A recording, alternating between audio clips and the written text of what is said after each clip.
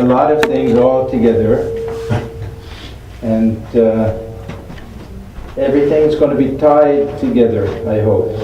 So is it okay? So there's going to be a basic theme to this whole thing. We're going to try to go through the different schools of philosophy. Now don't get nervous, it's not going to be too technical. But we have our Advaita, and this of course will be Shankara. Then we have our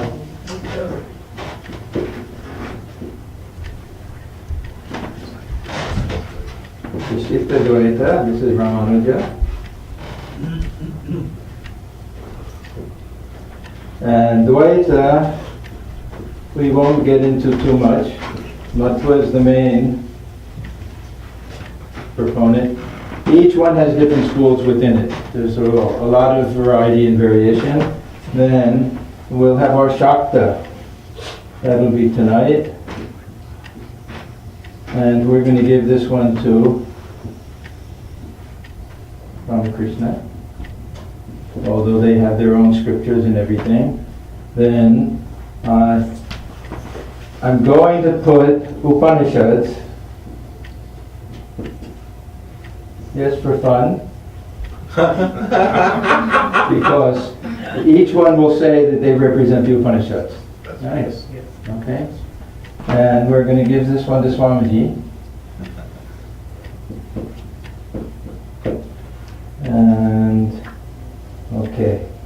Now I can erase things, huh? I was a school teacher one year. Where? Huh? Where? Well, it was just, I was a teaching assistant for the first year Sanskrit students at the University of Pennsylvania. Okay. Now, we have a very interesting and simple way of trying to understand the three schools of philosophy, Vedanta, and all based on Tat, Tvam, Asi, and the case endings of Tat. Does anyone know this? Has anyone ever seen this before? Huh? That the dualists, see this Tat and Tvam, generally we say it's three separate words, Tat, Tvam, Asi, right? But they can make a compound out of this, Tat and Tvam, and then they'll break it down that the dualists will say Tasya Tvamasi. This is dualism. You belong to him. You are his.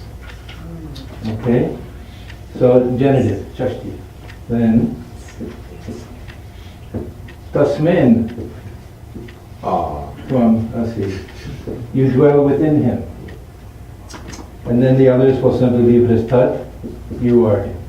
So this is an easy way to understand that the dualist, it's a relationship that requires separate identification. So God is one, and the devotee is one, but they're not really separate because we belong to God. These two will be the personal God. This will be the impersonal absolute, Tat Tvam Asi. You are that. You are one. So these will be relationship, this will be identity. So this is a very kind of simple way.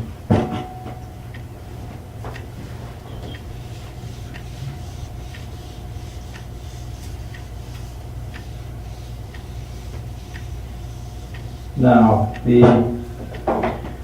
we're talking about mother worship, but we're going to start out with Advaita Vedanta. Okay? There's a verse that says, Shloka Dhena Prakshyami Yad Uttam Karanta Kotibhi. I will tell you in half a verse what is expressed in millions of scriptures. Okay? Excuse me. Bless you.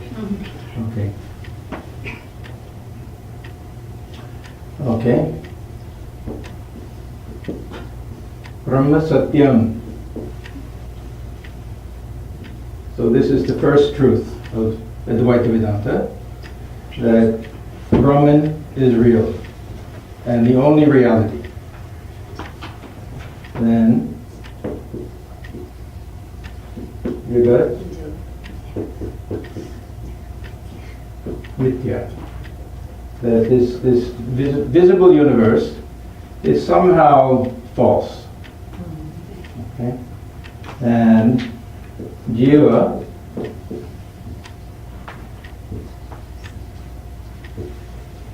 Brahma Eva Na Aparha. Jiva Brahma Eva Na Aparha. So Jiva, the individual soul, is Brahman alone and nothing else.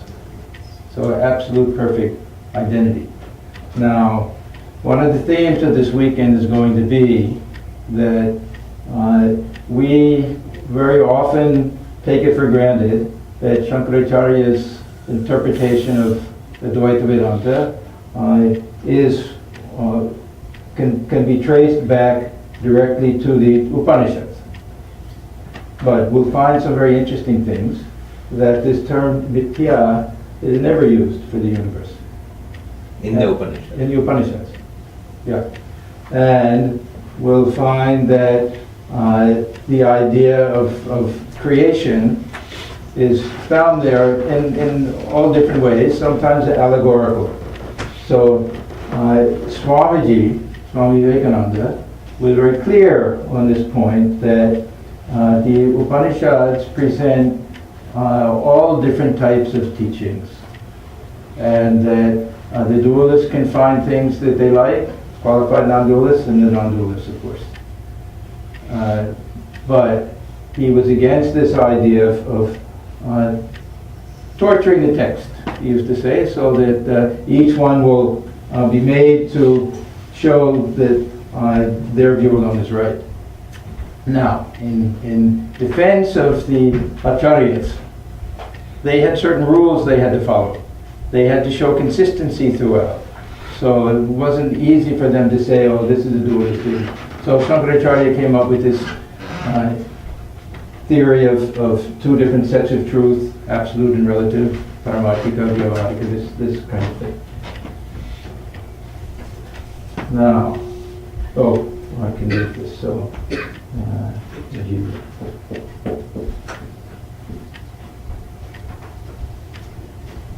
Brahma. Okay. Now, there's a song that many people know, that it's a Bengali song. It says, Ma achen or Ami achi, bhavna ki achi amar. Okay? So, let me say, Brahman, Ma. Okay? Then, Jiva,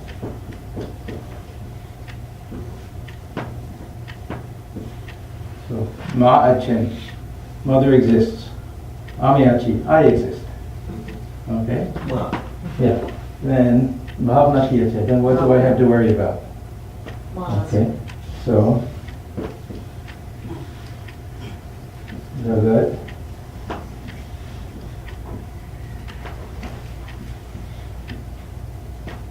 This will be the challenge to get to see how these two fit in together. But we'll see that Ma, mother, will take the place of Brahman, and we'll see the conceptions of Jiva that we have in both, and conception of this universe that we have. Okay, so these will be some of the main themes throughout, and throughout the weekend. And now we'll concentrate on this mother worship.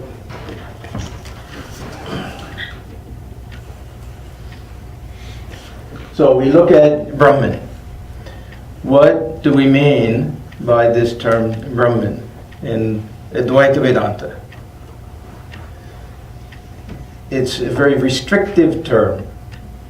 According to Shankaracharya, the main meaning will be this Nirguna Brahman, pure consciousness, pure awareness. And it's being itself. It's not a particular being. We'll see with Ramanuja, he likes this idea, well, if there's consciousness, there has to be something that's conscious. Right? But for Shankaracharya, consciousness is absolute. So this is pure consciousness, and it doesn't do anything. This is the first problem we have. When we come to try and explain how this universe comes into existence. If we say that Brahman alone is the reality, we're trying to start with this precondition that we only have one thing we can use. We can't have a lumber yard on this side and the carpenter here, and we can engage him and he can build a house with the lumber. There's no instrumental cause, there's no material cause, there's only Brahman. Brahman has to be everything, but Brahman can't do anything. Right? So this is the main problem. So the Brahman is very pure consciousness, Nirguna Brahman. Now the Upanishads, of course, they have no problem with explaining how this Nirguna Brahman also can have Shakti powers and can think and can behave almost like a person. Of course, it's allegorical, but we'll have verses in the Upanishad, Taittiriya Upanishad, for example, other Upanishads, that says Brahman got lonely, he got bored. He was sitting around, he didn't see anybody else, so he thought, let me create something.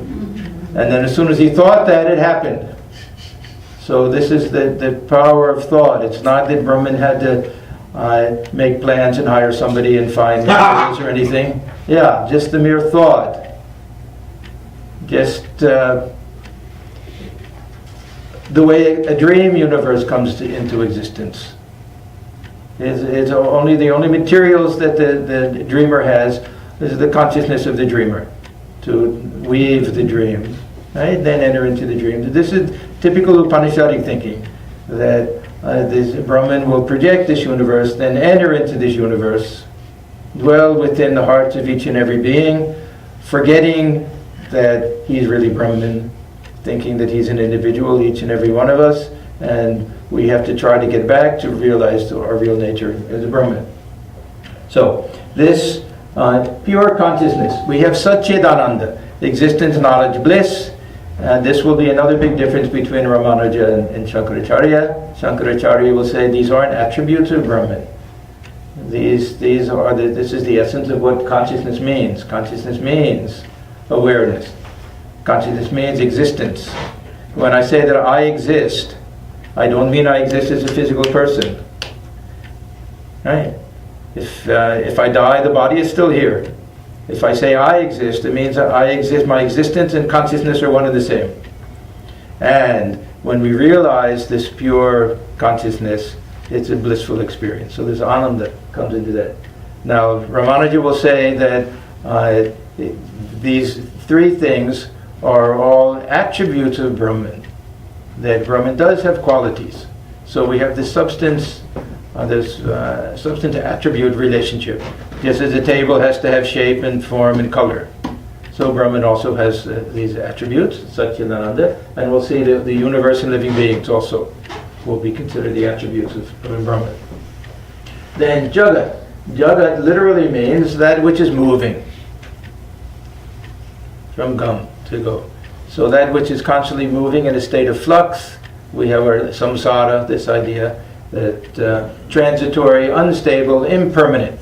Now when we get to Sri Ramakrishna, we'll see that very often he'll say Brahman alone is real and this universe is anitya. He won't say mithya. Only on a very rare occasion, if he's talking to someone, he'll say, "Oh, you're a jnani. You'll like this story," something like that. Otherwise, he'll always say transitory. So there's a slightly different way of looking at it. We can accept the reality of this world, but also we see that it's constantly changing. That it's in a constant state of flux, that there's nothing that lasts more than a moment. It's momentary. That way everything is constantly changing. We see these kids, how small they were last year, how big they are now. And they will keep changing, and the whole universe will be gone in a flash. Nimeshat. They say that in the blink of an eye. Kala Kuridati Gachati Ayu. That time is playing, but life is going. Yeah. Kala Kuridati. This is from Bhaja Govinda. Shankaracharya's beautiful, fantastic hymn. If we have it here, we can read some of that also, I was thinking. Okay, so what Advaita Vedanta will say is that this universe has no independent material existence, that it's an appearance of Brahman. Now, Sri Ramakrishna very, very often will say that Brahman has become all this.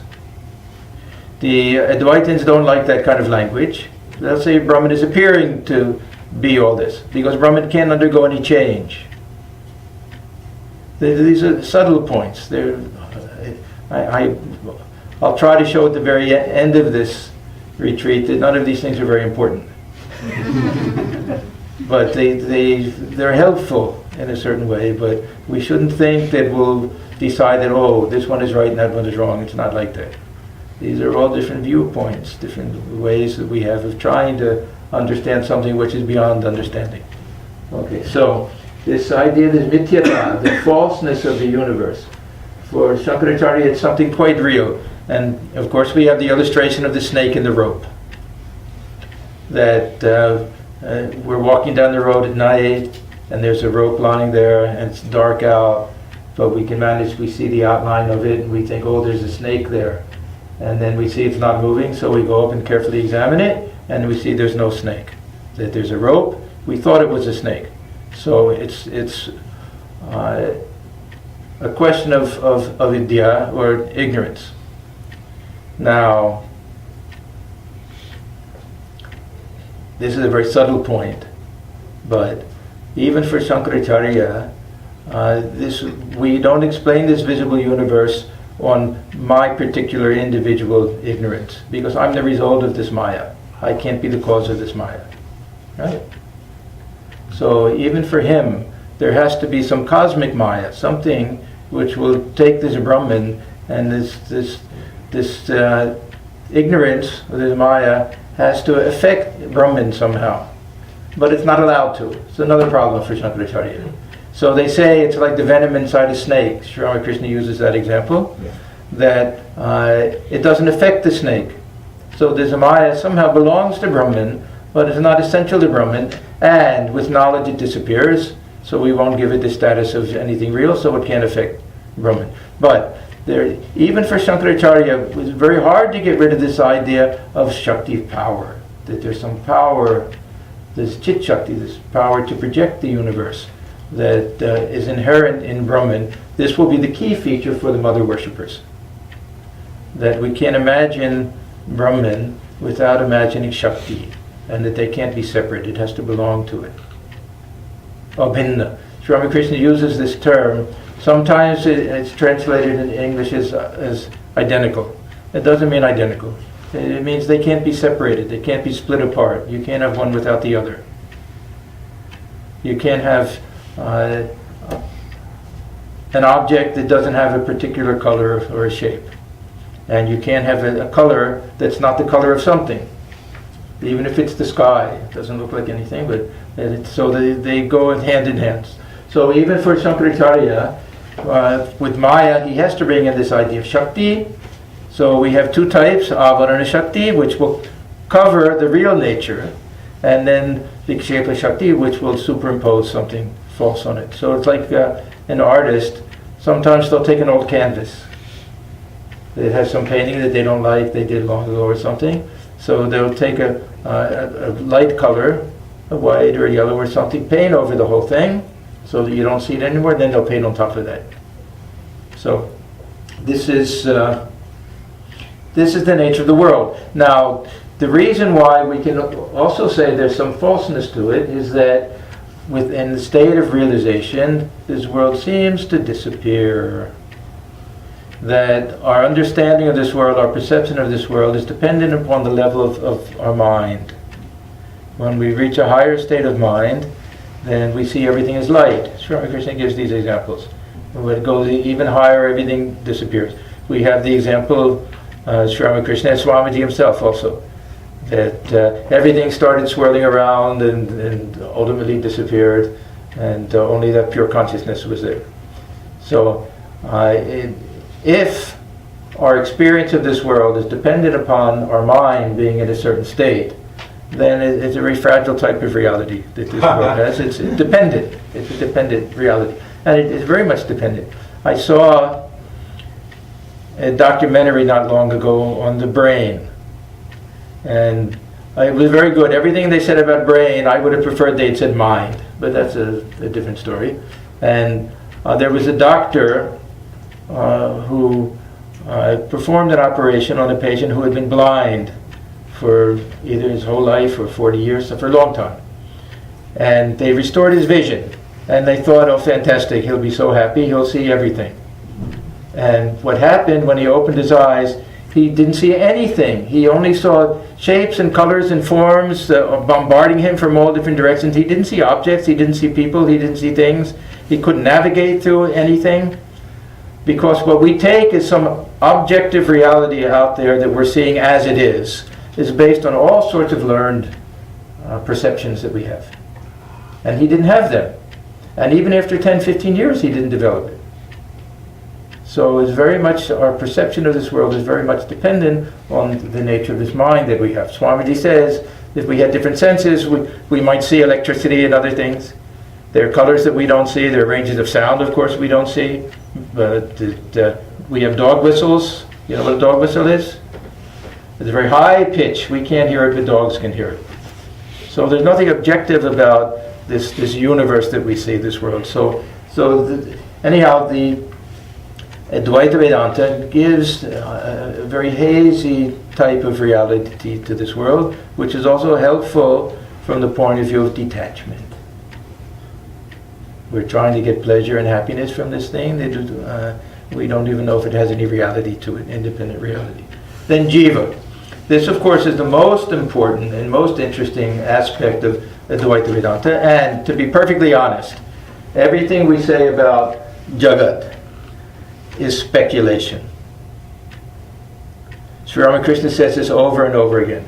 How much can we understand of this world and creation and all of that? He says it so many times. He says that to try to understand these things, it's like trying to pour 5 seers of milk into a 1-seer bowl. Our mind can't grasp these things. It's beyond the ability of the mind to understand that this all belongs to this realm of Maya. And so he says, who can understand the ways of God and why this world is the way that it is, how it's going. So we can understand that it's really speculation. And when we get to this mother worship, we'll see that there are also Advaitins on one level, but look upon the world a little differently, that's all. But when it comes to Jiva, I am that. I have direct access to that. This world I'm seeing through these senses, if I'm seeing it through it at all. And it's more like a dream experience. In a dream, we don't see anything through the eyes. We don't hear anything through the ears. We dream it, right? When we wake up from a dream, we ask ourselves, how did we know all these things took place? We know it because we dreamt it. Not because there was a separate person there who spoke, and I was a separate person, I had my ears, and traveled a certain distance, nothing like that. It's some type of direct experience. So, the nature of the individual is the most important aspect. And as we saw before, this is really what distinguishes the 3 schools of Vedanta. The relationship between the Paramatman and Atman, or however we want to say it, Brahman and Atman, or Jivatman, like that. Now, the interesting thing about that statement, Jivo Brahmaiva na Paraha, it really says there's no such thing as the Jiva. There's no such thing as an individual. The individuality is false. It's based on false identification with that which is covering the self. And we have so many examples. Sri Ramakrishna gives the one illustration of the onion.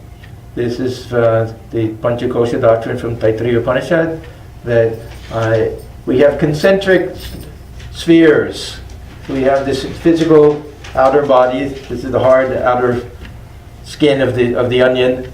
Inside of that, we have the senses, we have the mind, we have the intellect, we have subconscious, all of that. We peel each one off to find out the self within. And what do we find within? Empty space. The size of a thumb. Why the size of a thumb? Yes, because we have these coverings, which seem to make it gives the appearance that, yes, there's a self inside here, dwells here. But once we've peeled everything away, then there's no reality to that size. Once we say we have a donut, it has a hole in the middle. And we talk about the hole of a donut. The hole of a donut is actually something else. What we're seeing is in fact, they sell donut holes. Yeah. But they're not donut holes. You know that. They're the part that was removed in order to make a hole in the donut. They're not donut holes. The donut hole that they sell, you can calibrate. There'll be many of them. There'll be a certain size, a certain weight. There'll be a certain flavor, just like people. We come in different sizes and all of that. But once you eat the donut, then what happens to that hole, that real hole, that empty hole? It's infinite space. And there are no separate holes. Suppose you eat a dozen donuts. I asked this question once. Somebody said expansion. I said, yeah, you eat a dozen donuts, you'll become big.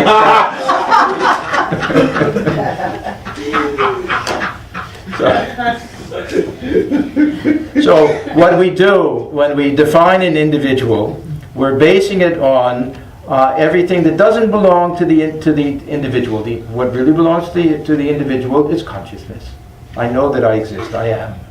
That's the essence of who I am. Is awareness. And my awareness, whatever I'm aware of, I'm separate from. If I'm aware of this body, I'm separate from this body. If I'm aware of the ego, I'm separate from the ego.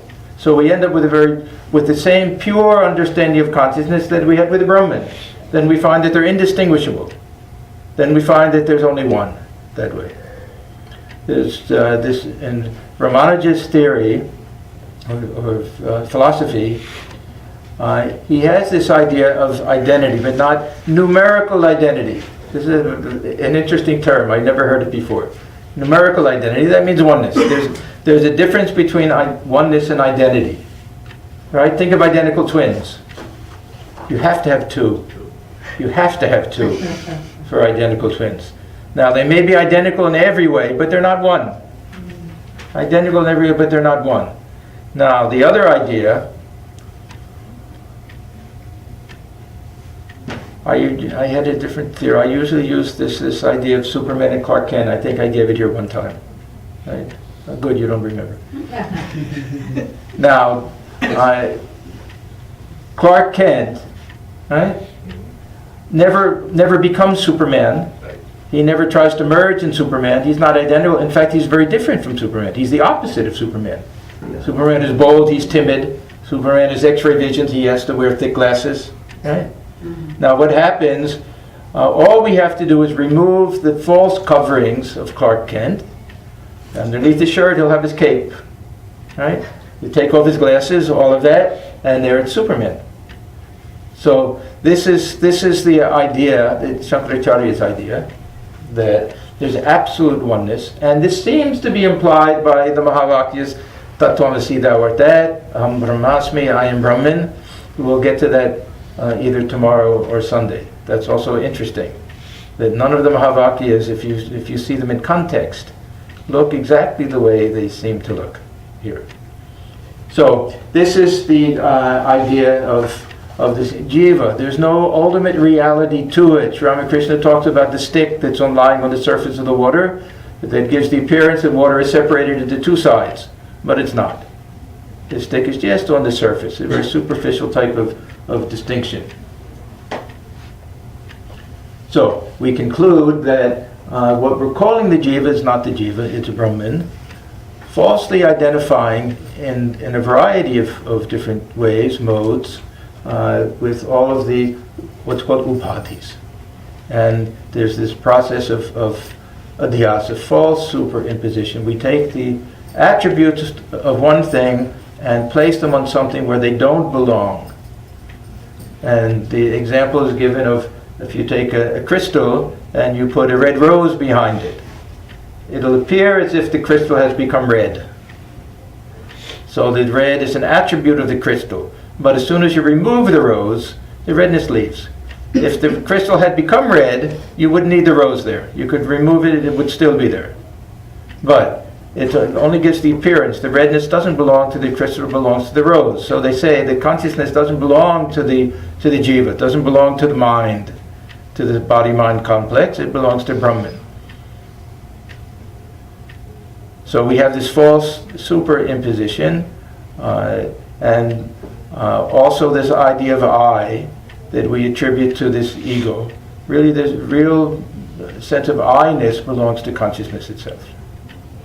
So we're doing two ways. So the process of realization is de-superimposition. This is one of the main spiritual paths. Okay. So much for all the very difficult, hard stuff. Now we get to the fun stuff. Okay? Now, this is a song, someone named Manomohan Chakravarti. It starts out Ma Achen. Okay. Mother exists. So a very simple thing. We're taking the same Brahman and using this very loving, affectionate term and relationship, we're looking upon this supreme reality as our very own mother. Now we have this right because if we understand that Brahman is without form, then we can superimpose any form. If Brahman has no name, we can use any name. If Brahman has no gender, Brahman is neither male nor female, we can think of Brahman equally as mother or father, knowing that we're adding a little subjectivity. But this subjectivity plays a very important role. Sri Ramakrishna gives the example, we have the ocean, formless, but it'll fit into a container of water, or through our devotion we can make it freeze into blocks of ice. And if it freezes, it has to take a form, and we can form a relationship. We can make it the object of our worship. We can do all sorts of things. When knowledge comes, like the sun, it can melt back. That's all right. But for the mother worshippers, they like this form. Now they have this knowledge.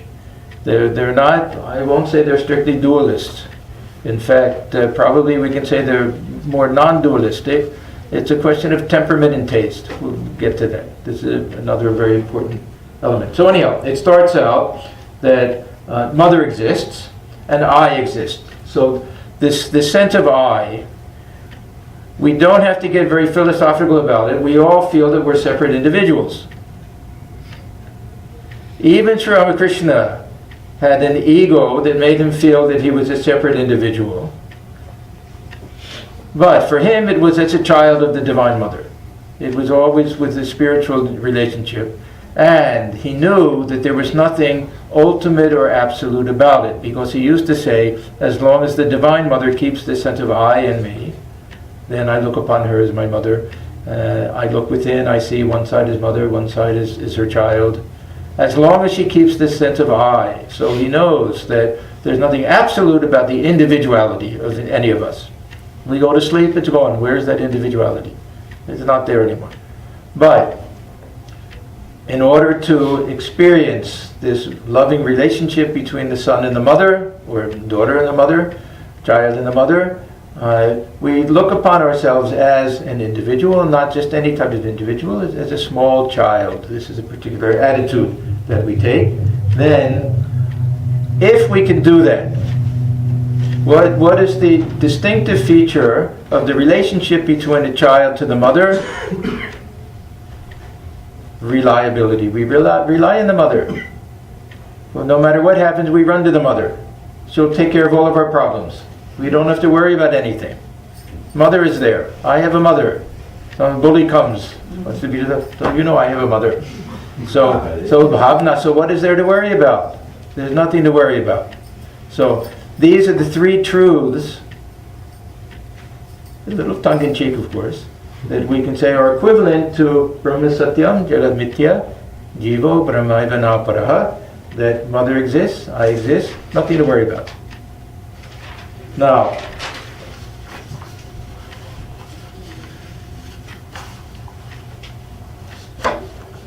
we have to do a little fiddling here in order to turn this Brahman into Mother.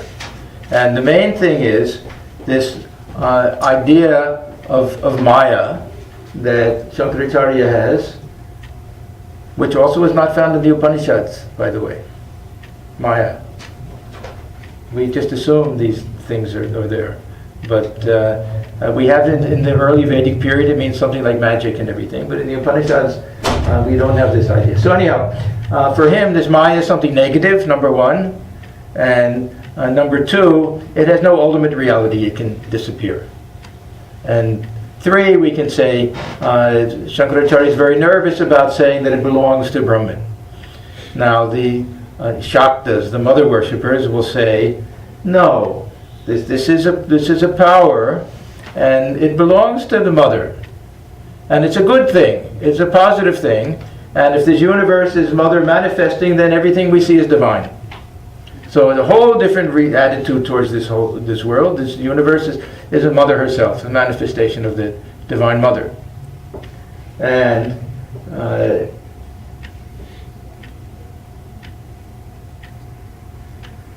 the Shakti is thought of in terms of this projecting power. So the main Shakti is this Chit Shakti. So this becomes part and parcel of the mother. But it's also not essential. Now this is another kind of subtle point. Swami Swananji always gave this example. It's a very beautiful example, very easy to understand, of a woman who gives birth to a child. Right? As soon as the child is born, the woman becomes a mother. The child is the cause of the motherhood of the woman. From that point, from a logical point of view. Of course, the mother is the cause of the child. But before the child is born, she's not a mother, she's a woman. After the child is born, she's a mother, equally a woman the whole time. That woman aspect never changes. That's always there. That's the Nirguna Brahman aspect. But as soon as this universe is created, then Brahman becomes Ishvara.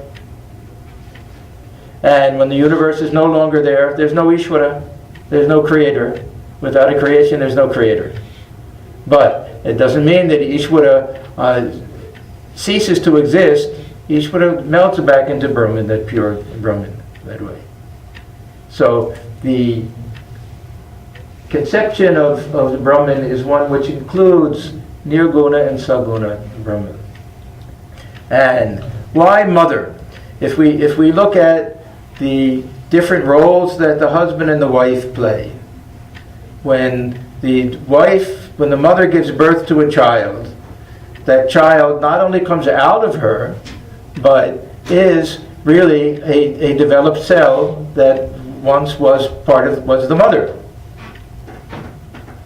So the child, from a physiological point of view, is the mother, is the direct manifestation of the mother, that way. And the same mother, who is the material cause, is the one who nurses the child and cares for the child and does everything for the child, showers love on the child. Now look at the father. Father is essential just to the very beginning. He doesn't even have to be there. Some of them, they'll watch the birth of the child. Some will be in the waiting room. Some will split. They'll say, "Oh, I don't want to have a child." They'll be gone. You know, in World War II, it was very, very common for the man and the wife to get married right before the husband was shipped off overseas. So there were probably thousands of children that were born during that period when the father didn't even know when the child was born or if the child was born. Only found out later, a telegram came or something like that. But the mother, so this is that relationship. The mother knows very well, going through the labor pains and all of that. So this relationship is a much more intimate relationship, and it brings in this idea that the Brahman is also the material cause of this universe. That it's nothing but Brahman, just as the child is not different from the mother. And even the infant child cannot distinguish between where its body ends and the mother's body begins. Right? There's a very small stage. There are all these stages of infancy. So this is the nature of the Brahman. So it has to do also, all of this has to do with this different way of understanding Maya. Now for Sri Ramakrishna, this Maya, he liked to use the term Leela instead. And he used the Nitya and Leela. There's two very interesting terms. We have the English translation as the absolute and the relative. But it really means the eternal and the playful, that way. There's another very interesting Sanskrit verse from Shankaracharya and another very interesting Bengali song. They show the difference between these two. Yeah. This it is Maya Khanda Sukham Bhodho Bahudha Vishva Vichayaha Utpadyante Viliyante Maya Maruta Vibhramat. So, Maya in me, Akhanda, Sukha, Ambodho, in me, this ocean of consciousness. Bahudha, Vishwavichaya, many waves arise. Each one is a universe. Utpadyante, a wave comes up, that's a universe. A hollow is there, that's the end of the universe. We look at it, so it gives us this feeling of time. How long does a whole cycle last? Well, once it's gone, it lasts as long as a wave lasts. Right? Now, what causes the wave to arise in the ocean? Anyone? Meteorologists here? What causes waves to rise? Wind. Maya, Maruta Vibhramat. Disturbed by the winds of Maya. Yeah, the beautiful verse. Very nice verse. Now compare this to Arupo Shayare, Lila Lahari, Utilo, Mridulo, Coronavayu. Okay, now look at this.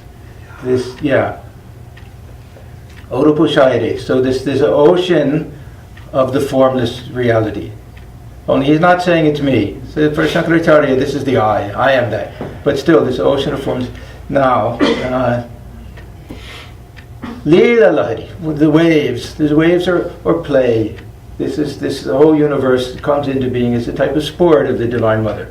Leela Lahari, and then they arise and fall, and very sweet, gentle breeze of grace. This breeze of grace, it's not the breeze of Maya for the mother worshippers, it's the breeze of grace that's causing these waves to arise, and the type of play. It's the play of the Divine Mother, sometimes a tough play, sometimes a sweet play. But this is that idea. So even the idea of Maya gets replaced by this idea of Leela.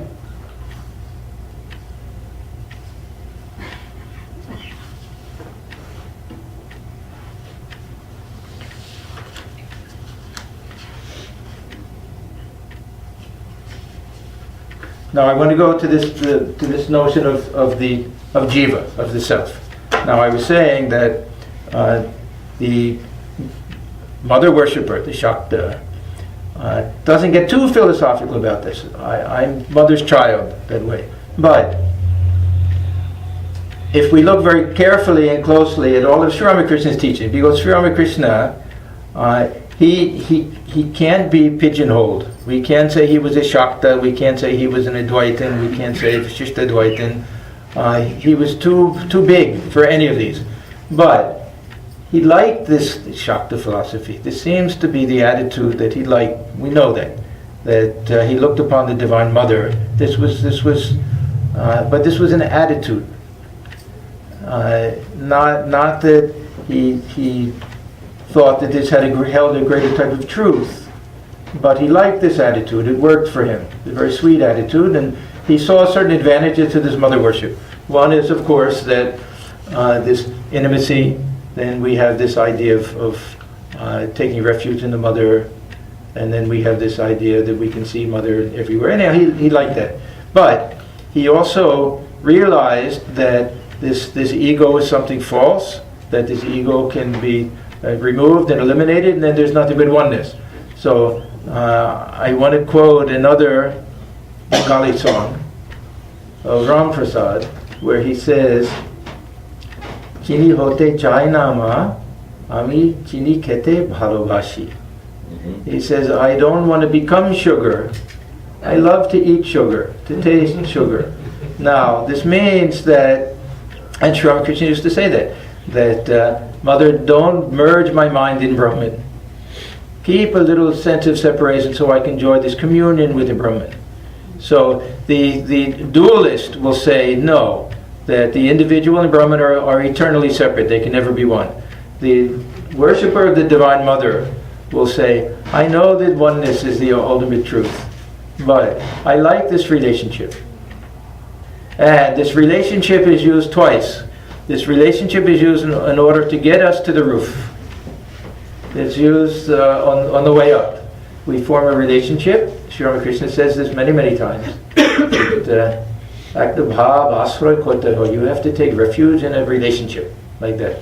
Then we realize our oneness. Then after coming down, we live in the world by keeping a type of ego of knowledge or ego of devotion, and having a relationship that way. So Sri Ramakrishna had two moods. Sometimes he would say, I look within and I see the Divine Mother is there on one side and her child is there on the other side. Sometimes I see Mother alone is there. He said, when Mother effaces this ego completely, then she alone exists. There's no room for me even that way. So that's the oneness. That's not just identity. That's the absolute oneness that the devotee will have, where it's not that we realize that I am Brahman, but this I is nothing. This I disappears in this type of love, and then Brahman alone exists, which is the ultimate truth, right? Mother alone is the ultimate reality. His Mother who is appearing is all of this. We have another beautiful song by Ram Prasad where he says, when I walk around the town, I feel like I'm making Pradakshina to Mother Kali. When I lie down, I feel like I'm making pranam to Mother Kali. Yeah. When I'm sleeping, I feel like I'm meditating on Mother Kali. And whenever I speak, I'm speaking only her name because she's the embodiment of all sounds. And a beautiful song. And a similar Sanskrit hymn also with the same idea.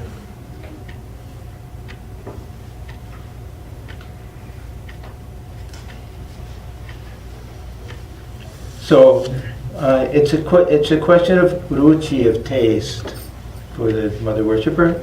That there's great joy in having that relationship, and feeling that we have that divine presence within that's a source of love and comfort that we can look upon as our mother, and we can feel that whatever happens to us is for our own good. This is the advantage of the attitude of the mother worshipper. This is what Sri Ramakrishna calls the attitude of the baby kitten. Wherever the mother puts it, not only is it happy, but it feels that, oh, this is the best possible place for me. And if we can do that in life, then all problems are over. Just one swell swoop, everything is gone. If we can believe that whatever happens to us is for our own good, it's the best possible thing that can happen. So then we don't say everything is Mother's will, we say everything is Mother's grace. Even a higher level, but it's very difficult, of course. It's very difficult. Yeah.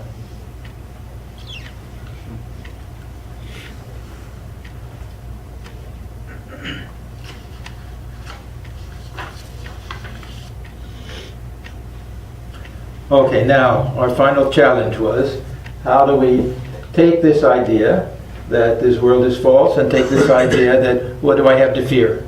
What is the connection between these two? Now I want to go back to the illustration of the rope and the snake. Now this is an illustration that has survived. There are so many other illustrations that we have, but this one always comes in first place. We have and there's a stump in the dark, and the thief thinks it's a policeman, and the lover thinks it's her beloved. We have all sorts of other illustrations like that to show how we falsely perceive something. We don't see what it really is. We superimpose something based on our own ideas. Why has this idea of the snake and the rope survived and persisted and maintained such importance? I think because of the secondary meaning of it, that when we see a snake and we don't see the rope, we have fear. And this is what happens in this world, that because we see separation, because we take everything as so real, because we take everything so seriously, we take everything as being so permanent, that we live in a constant state of anxiety. And if we can see things for what they really are, then bhavna ki, then what is there to worry about? So this is how really it's perfectly follows from the idea that we're not going to give so much importance to this world. We may not say it's an illusion, but we can certainly say it's transitory, that everything about it will change if we wait long enough, that no matter what we're worried about today, we look back 10 years from now, we look back at it, we say, oh, I wasted so much time worrying about that, it wasn't that important. Right? And if we can say that when I look back, how much I learned from that, how important that was. I see now that it was really a great turning point in my life, how much grace was there. So we can look back and see everything is Mother's grace. So this will eliminate this anxiety and all of this fear. So the ultimate advantage to this mother worship will turn out to be the Sharanagati and this Atma Samarpana. This I never thought much about any distinction between these two concepts. But then when I was in Australia, and Swami Sridharanji, he gave a very beautiful talk about this. He said this, when we practice taking refuge, we seek shelter. It's something that we actively do. The little Purushakara is involved, little effort and everything. He says that this is like the baby monkey that clings to the mother. It's good, but he says there's an Atma Samarpana when we really can just lay down at Mother's feet. We just offer everything at Mother's feet. Then this is like the kitten that doesn't even cling to the mother. It just takes refuge in the mother, and he knows that the mother will come and take it and place it wherever it should be. That way. The final line of that Odopashayare is very beautiful. Yeah. Please accept this offering of everything that I have. Yeah. May all that I do be done, as offering at your feet. That way. So there's a lot of sweetness involved in this mother worship. Then just using that term, calling on God as mother, especially because all of the relationships, they're called bhavas. We have this bunch of bhava theory. All of these relationships are based on this very human type of love that we have. We take this human love, and because it's the only love that we don't know love of God until we have some higher experience. We take this human love and utilize it. We redirect it. So we know the love and sacrifice that the mother has for the child, how the selflessness